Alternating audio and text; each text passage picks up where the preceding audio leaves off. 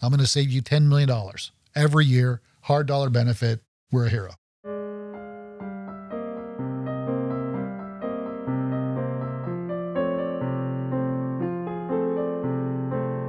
Hi, everybody. Welcome to today's episode of the Jeff Heilman Project. Today, we're joined with a special guest, our dear friend, Jeff Bell. I am Jessica Heilman, and we have, of course, the Jeff Heilman himself. Humble and present. Jeff, why don't you, Jeff number 1 to my right, Jeff number 2 in the middle.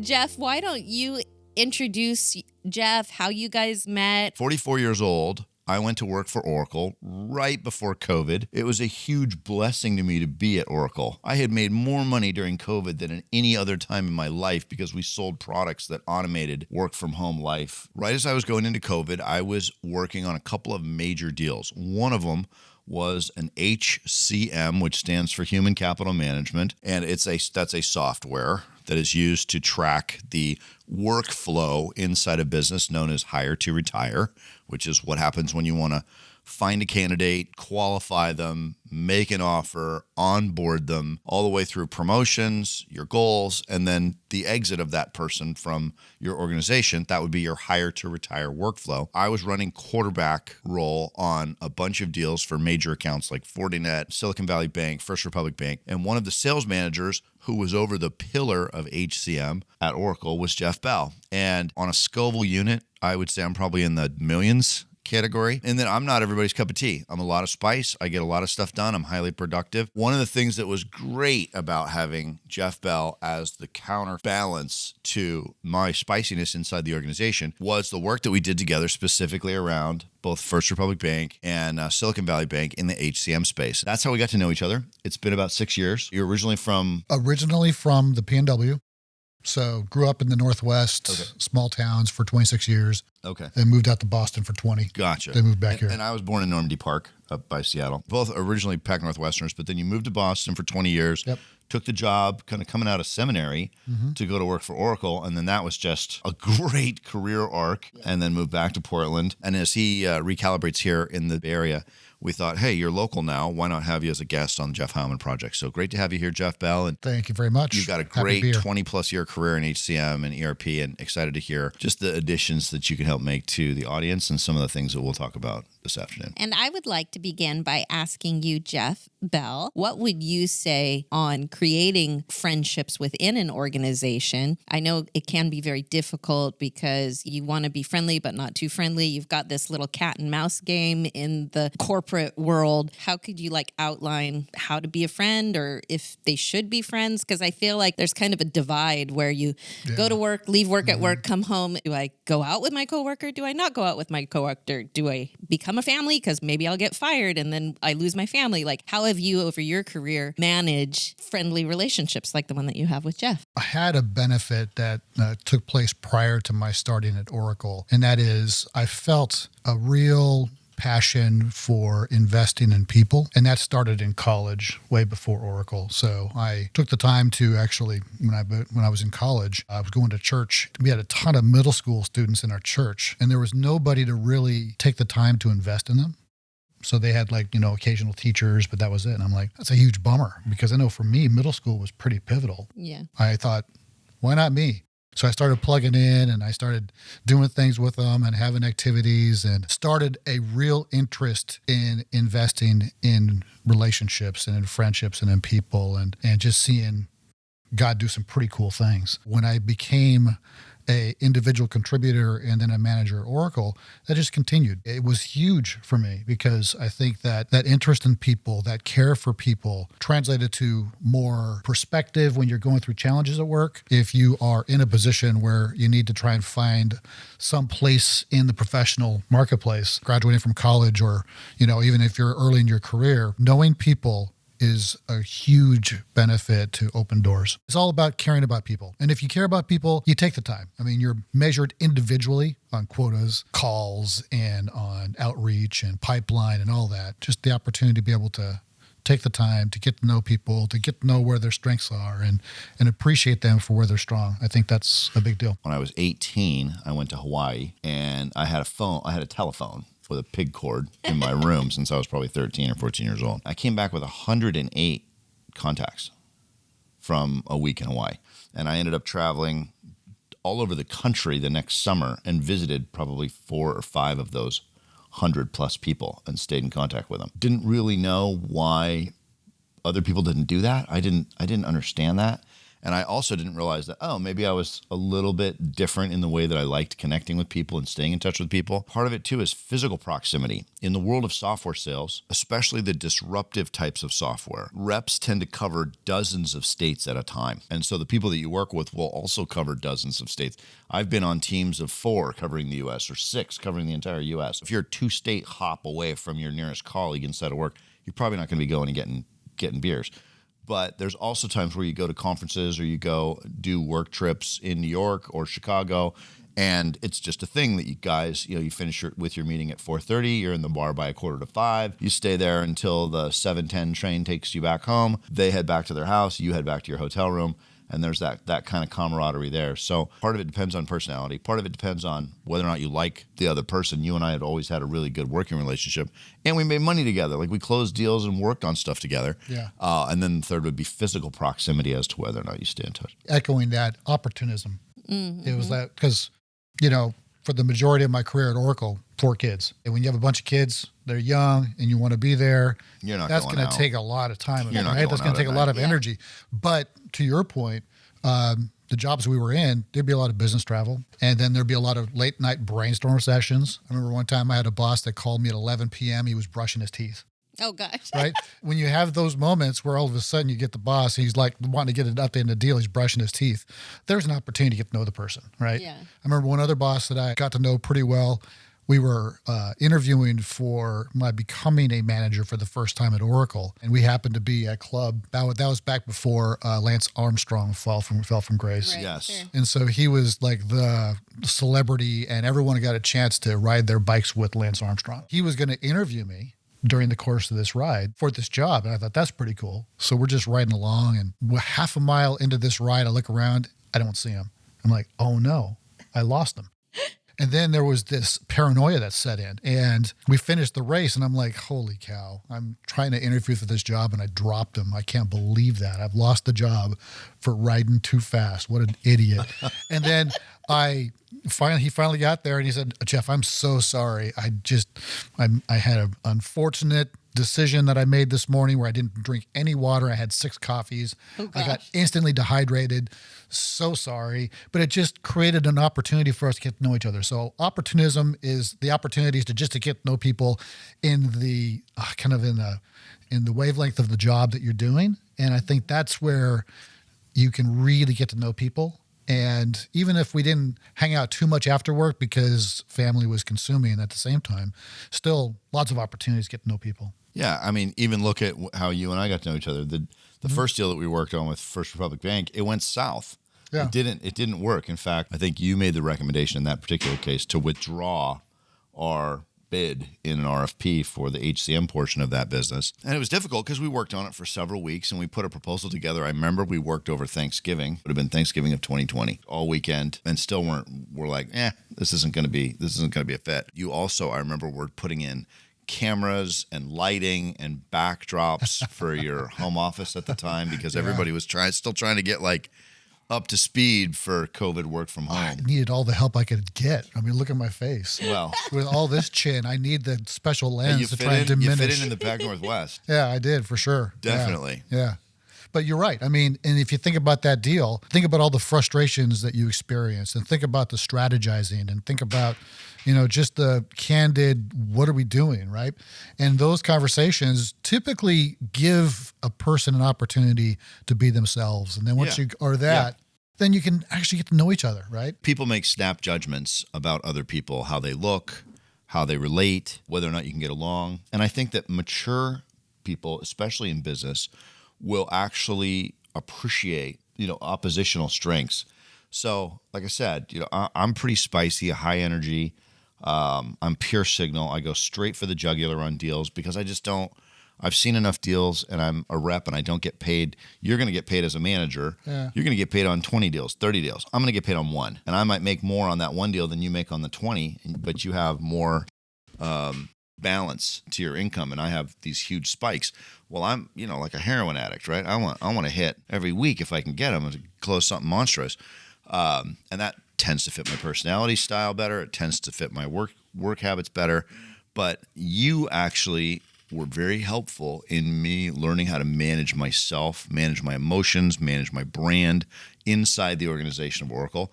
And you were slow and steady wins the race over a really long period of time. How many? Tell us about your track record at Oracle. Yeah, so it was a 21-year track record, and it was a lot of opportunity that was being in the right place at the right time, just to be honest, and a lot of listening, being interested in people. And I think that combination helped me be really interested in customer impact so I can articulate a benefit for a solution. It helped me care about finishing across the quota or the budget for the year so I could be able to contribute to the team, right? And there's just a lot of nuggets that I gained across the 21 years. The combination of listening and asking questions put me in a position to succeed, even when I didn't feel like I knew what I was doing, right? Like when I first started at Oracle, holy cow, when I came to the realization that I'm selling a solution that was like $100,000. And before that, I had sold solutions that were like $60 lab packs to schools. Yeah. That was a huge, really big jump. And let's take, Oracle, for anybody new coming in, and I ended up coming into the quarterback role, the application sales manager role, without any background of ERP, HCM, payroll, order to cash, procure to pay, record to report, hire to retire, innovation and commercialization, supply chain management. Like I knew absolutely nothing about that. And then now I'm in the quarterback role. It was super hard. You're drinking from the fire hose. And it was like drinking from the fire hose for like years, just sitting there going, God, can I just get a breath from this thing? Just getting shot in the face day after day after day. I knew nothing about what Oracle did, how important it is in business. Why is Larry Ellison so important? Why is he the richest guy in the world, or second or third, depending on the week? Oracle started off really well because they created a product that was hugely valuable and important at a time when the government needed to have a better way of storing data. And that was like timely, came around the scene right around the time that Microsoft came into being, coming around in the late 70s. And he established a reputation as a database king, and that became the linchpin. But what Larry did really well, and still does, is he has a good vision for where the market's headed, and he'll pivot on a dime. He was database for a long time, and then when he saw there becoming a real important shift to how businesses operated, not just where the data was stored, then he really started investing in applications, first homegrown and then by acquisition with PeopleSoft and JD Edwards and all these other. And then he became a massive application provider that was beyond the scale of SAP, which up to that point in time had been number one in the industry. For back office apps for a number of years. And then now he's making a pivot again because he sees with AI this engine for need for capacity and throughput to be able to handle all of these massive LLMs, which are going to be the brain for increasing use of agents and searching and that type of thing as well. And so Oracle's like, well, we got the technology in OCI, let's do that. That's right. But to answer the question, how has Larry been so successful? He started off with database, saw a need for apps, moved to apps, and now he's over to cloud infrastructure. And so he's reinvented himself. Yeah. And I think that's been key because SAP didn't reinvent themselves. They've always been apps, and now they're struggling. As we start to see the end of SaaS, if you can believe it, and the pivot toward AI-first organizations, I called for a restaurant to ask for instructions in parking, and I had an AI agent answer the phone. Her name was Deborah. And she answered the phone, and I said, yeah, Deborah. And I knew you could tell, right? It wasn't that good, but it was good enough for her to say, I'm sorry, I can't help you with that. Would you like me to transfer you to somebody to help you with that? Yeah. And I was like, yeah, I pretty much thought that's what I was doing when I was calling you, Deborah. Of course, she didn't take my framing of that conversation and just transfer me to a live agent. But the next generation will. You know that the next generation will. And think about all the people who are able to get that first question answered by AI to where you got one gal answering the phone for a slammed STK restaurant. That was the name of the restaurant, STK. Think about all the phone calls that she didn't have to answer because that AI agent was stepping in front of those phone calls. So I think when you start to see AI first, AI led, AI enabled, AI baseline apps for all these other types of things, what does that run on? And when we look at, and I cannot remember the name of the guy with the black leather jacket that runs NVIDIA. Forgive me, folks. I know I live in Silicon Valley. I should have his name tattooed on my bicep. Basically said that the reason why China has already won the AI race is not because of the technology. It's not even because of the infrastructure. It's because of the electric grid. China has a faster growing electric grid, and an electric grid becomes, talking about constraint theory, the biggest blocker to the adoption and growth of AI. And the next step up from electric grid, which we seem to be blocking in this country because we don't like energy power, even though we consume more of it than all the rest of the world combined. I think the other reason why they're going to have a real good advantage is because of their soup dumplings. Their soup dumplings, I think, are some of the best brain food in the history of brain food, and that's an advantage. Well, everybody needs to eat something. We have musubi, and I'm not sure if it's the same advantage. That's right. Speaking of removing blockers, on our website, the Jeff Heilman Project, we like to provide tools, and Andrew does a really good job at producing templates from each of our episodes. And so I've been racking my brain considering like the theme about friends and relationships and interpersonal, building of your network. I consider it a system because certain books basically, even though they might not have a formula, become systematized in our priorities. And that book is How to Win Friends and Influence People by Dale Carnegie. All of our children, when they turn 13, it's a required reading as part of their schooling. And part of my job on the Jeff Heilman Project, I apply what Jeff is doing in business at home. My question to you, and Andrew can certainly put the links to How to Win Friends and Influence People. One of Dale Carnegie's main thing that I will never forget is never criticize, condemn, or complain. That is like an entire chapter. It's phenomenal. If you two were going to systematize relationships or how to get along better. One is actually not a book, but it was actually a training, a certification. You see a lot of books around it. In the context of sales, the Challenger sales method is super helpful because it helps you focus on the benefit of a solution to a company. So you get out of the weeds of what your features and functions are, and more to impact, and more to consequential pain, and more to the language of the customer and what the customer cares about. And that's super important. Book that comes to mind that's really helpful nowadays is Crossing the Chasm, because in this day and age where the pace of innovation is accelerating, it's a unique book that focuses on how to be able to take a product with a target market, and you identify the micro segment in the market, you go to town to own the micro segment, then the transition from that early adopter that says, I can buy into that vision, let's do it, to the early majority, which says, prove it, I need references. That's a big chasm. Yep. And crossing that chasm is really where companies succeed or fail. Business is going to be more challenged is in crossing the chasm at an increasing rate. And so I think that book was huge for me because it helped me identify not just how to be able to help companies succeed, but also when I was looking for a job, where they were in their journey, right? I've been at companies that had happy customers but didn't have a good go-to-market. And then all of a sudden they're struggled. Right. And the other book, too, that's great is Brené Brown's The Gifts of Imperfection. Brené Brown is a very compelling author. And if you don't know who Brené Brown is, she is a great scholar that focuses on shame and culture. And so she did a lot of study around the topic of shame. She then started thinking, okay, well, if that's such a debilitating impact, what's the flip of that? What's the reciprocal? What she began to realize is that there are some people that live authentically that are thriving, not because they're perfect, but because they see their imperfection differently. And then they're able to move past it. And so she wrote a book that I think is dynamite because it helps you understand how awesome you can be, your strengths, not define you by your shortcomings, and to be able to be a better version of yourself. And I think it's a great book for that. So I learned this from Verne Harnish in Mastering the Rockefeller Habits. He talked about the fact that if you want people to do better, give them better tools, and they'll figure out how to use those tools, and they'll do better almost intrinsically by the understanding of the tool. So if you look at a bicycle, for example, somebody has to walk 10 miles to get water. It's going to take a while. Yeah. 3 hours out, 3 hours back. Drink a little water on the way home. Hopefully the water's not polluted.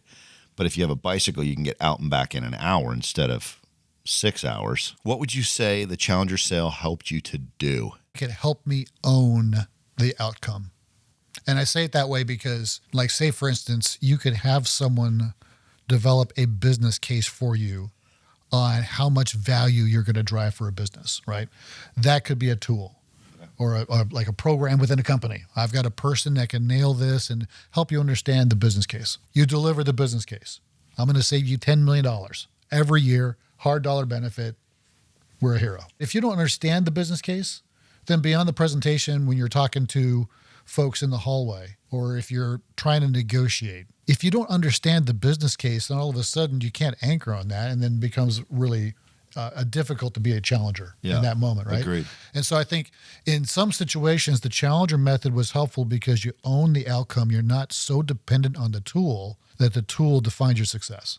Right. Okay. And I think, but there is an element where you need the right tool for the job, right? Or you have the potential to do it way more effectively because it eliminates a lot of the repetitive tasks and a lot of the noise and reduces the friction. Yeah. So you can be able to get to the outcome more quickly. I've been watching these watch repair reels on Facebook. Oh, wow. And they're fascinating. And the number of tools these guys have seems to be more than the number of parts in the watch itself. Mm-hmm. But you'll see them go, and they'll have the little prongs to pull the hour hand and the second hand up over a piece of plastic.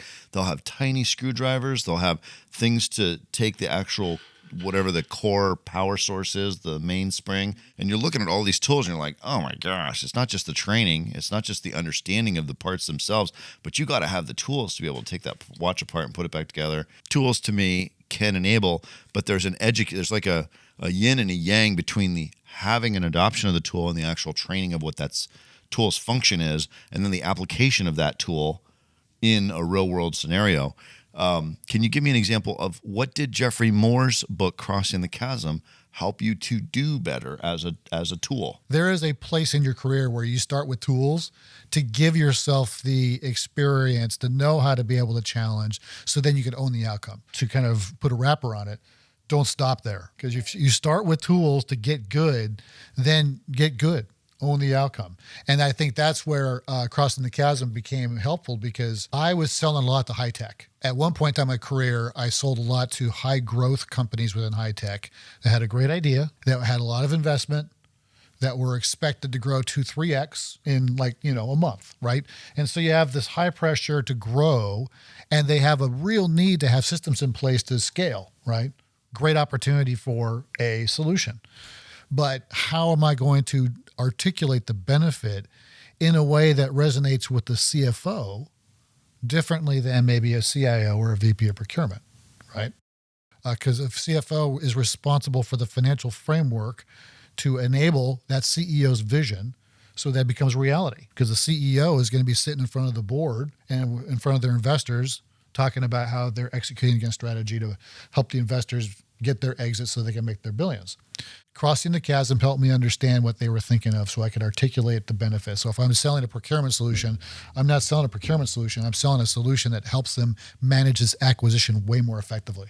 I love how you're talking about the application and the sustained application of tools, because as we look at going from being a DIYer who can use a tool to a craftsman, the craftsman has dedicated their life or dedicated their practice towards mastering that tool, becoming really good at that tool. And I do find, and what I've seen and observed in Jeff and his career over time, has been the promotions have come within organizations based on the consistent application of the tools that he's been given, so that he could become better and more versed in the use of how that tool and how that tool works. And considering here at the Jeff Heilman Project podcast, we like to try to give people the tools, we would encourage you to go to the website, to read the books, to find your tool, whatever that may be. For Jeff, it's being a red hot chili pepper. For this Jeff, it might be being more of a person that you could go to get that, to get that grounding and get that feedback. But whatever you've been told or whatever you feel is the trait that it's people compliment you the most on, I would encourage you to continue to get the tools and get the resources to just become a craftsman and not just settle for being a DIYer in whatever that is. Yeah. And if I could double click on that, Yeah, I think sure. that's really helpful. I think learning and growing is always important every step of the journey.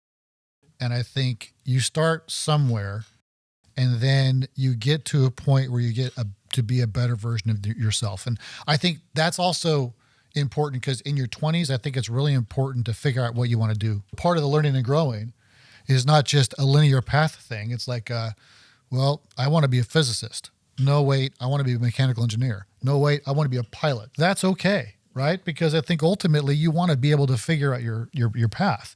So we're talking about crossing the chasm when it comes to like business, but that's because I arrived at an industry and in a role that I really enjoyed. And then that became more natural for me to be interested in people and everything like that and interested in companies. But shoot fire. If you're going to be a glass blower, dude, that's awesome. I wouldn't want to be that because I would burn myself all the time. But I have to grab it. Yeah, I have right? to touch it.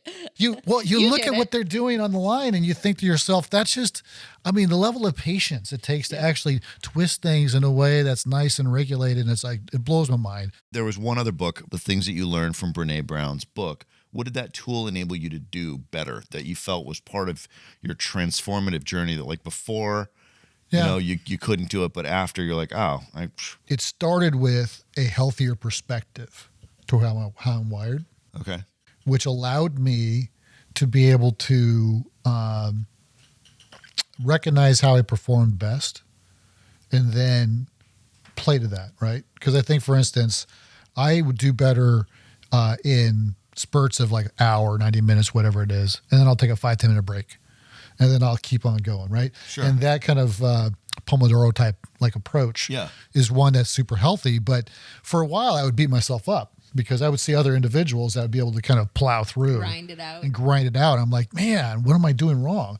And then learning how authentic people live gave me the freedom to say, okay, I'm wired a certain way. Let's play to that strength. And that became an opportunity, right? And so that's how I perform better. Yeah. Was the perspective that came from understanding how I'm wired so I could be able to play to that strength. The marketplace that we're in right now, you've got on one extreme, 55-year-old and above who maybe don't know how to type. Yeah.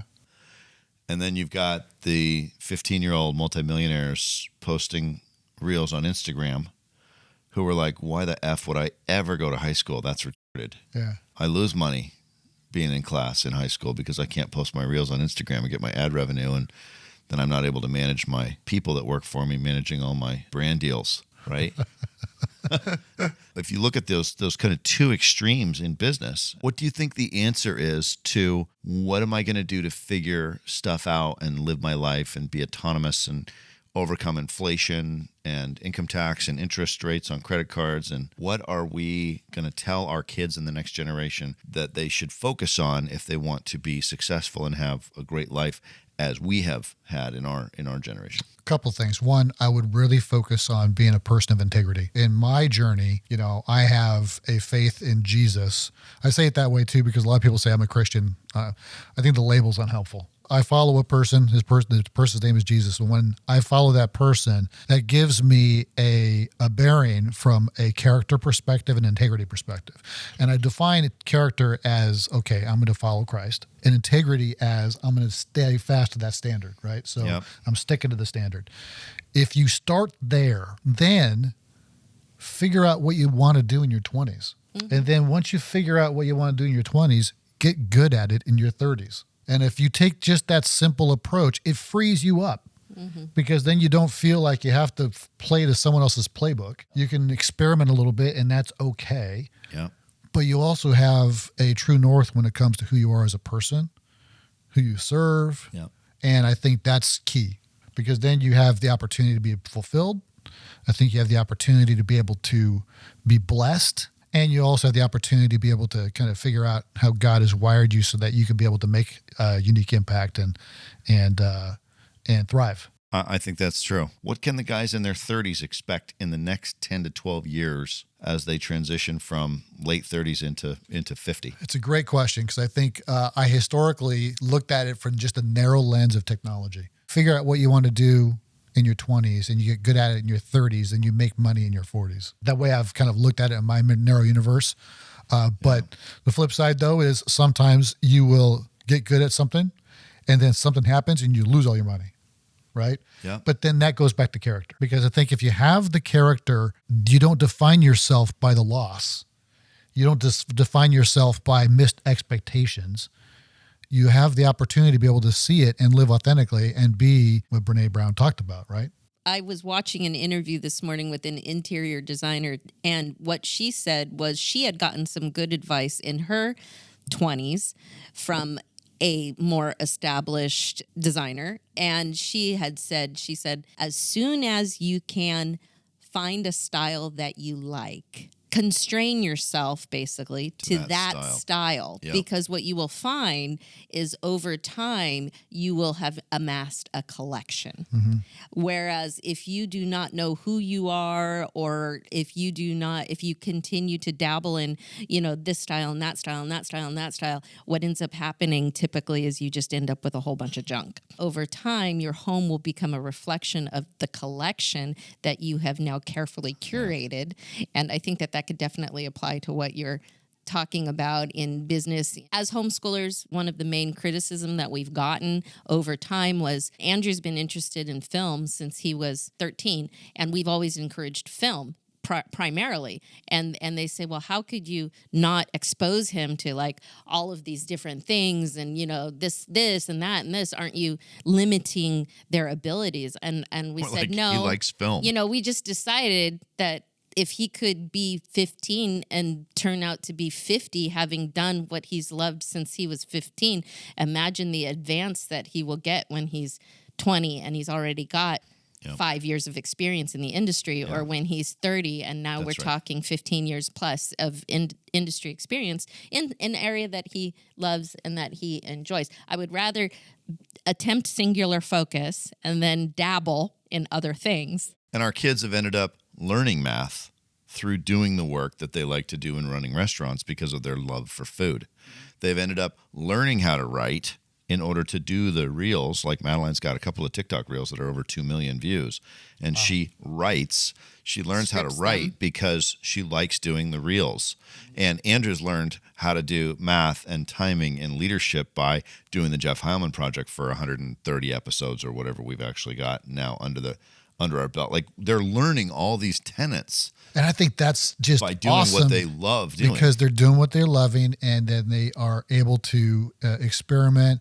I like something else that you said, Jessica, which I heard actually in a message recently, and that is there is this value that we have of multitasking, where you want to do everything. And the pastor was saying, that's, I think, a trap. I think God invites us to live simply, live with a simple focus on Him. Like thinking about Mary and Martha. Yeah. Martha's going around doing all sorts of cool things, but He's like, just so you know, you're being defined by what you're doing, and there's an opportunity for you to be able to kind of relax. Yeah. And I think that the simplicity and focus that you're talking about allows for that. It invites that, and I think that also frees you up to be able to relax and be yourself and not have to overperform and all that. And I think that's also there's some healthy wisdom in that too. Part of the reason why we focus on helping our kids figure out what do you like doing? What feels like play for you? How can you spend more time doing the things that naturally give you energy? Because what'll happen is they'll start to get better at it, and then their expectations will go up, and then the real constraints start showing up, juxtaposed against the self-image where they already believe they can clear those blockers because they've cleared other blockers before. Mm-hmm. And you remove the friction so they have the pathway to making that happen. That's right. Thanks, guys, for coming, listening, and following up with us. See you again next time. See you next time. Cheers.